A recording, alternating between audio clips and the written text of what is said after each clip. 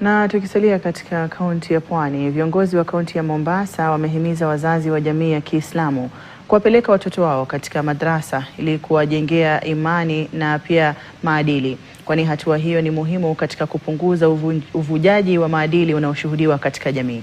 Wakizungumza kwenye hafla katika taasisi moja ya mafunzo ya dini ya Madrasa Al-Munawar, waziri wa elimu katika kaunti ya Mombasa, Mbwarali Kame, amesema mfumo wa elimu unaotekelezwa kwa sasa wa CBE hujaangazia kwa kina suala la malezi ya kimaadili, hali anayosema imechangia changamoto za mienendo mibaya na miongoni haswa mwa watoto na vijana.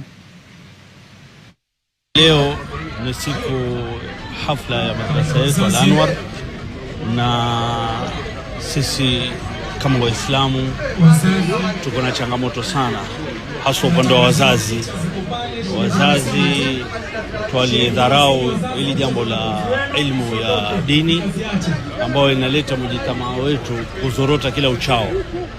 Sisi kila siku tutalaumu watoto wetu wala mgokaa, waenda kwenye miadarati, waenda kwenye anasa, kwenye starehe, na sababu kubwa inachangiwa sana ni wazazi.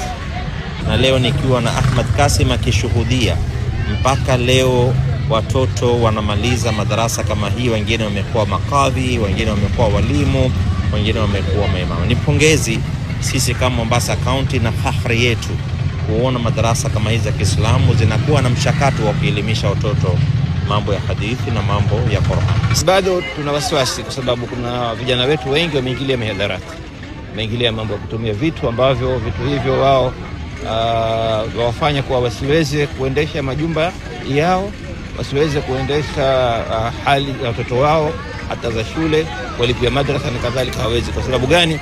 Kwa sababu ule uraibu umewashinda nguvu